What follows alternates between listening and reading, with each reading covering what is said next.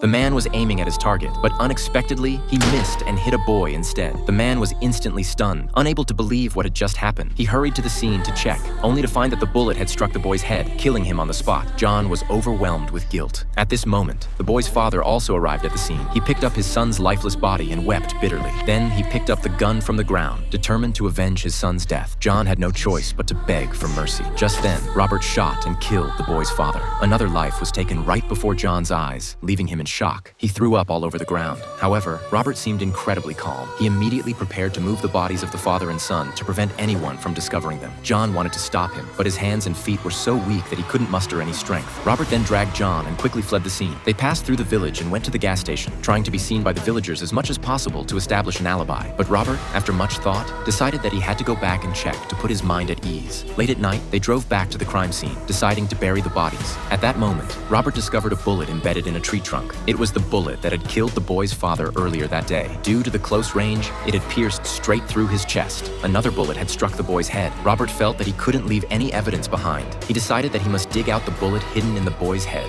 John tried to stop him, but was pushed away by Robert because both guns and bullets belonged to Robert. He didn't want to leave any incriminating evidence. After removing the bullet, they buried the father and son. By this time, there were only 2 hours left until sunrise. The two men hurriedly drove back to the hotel.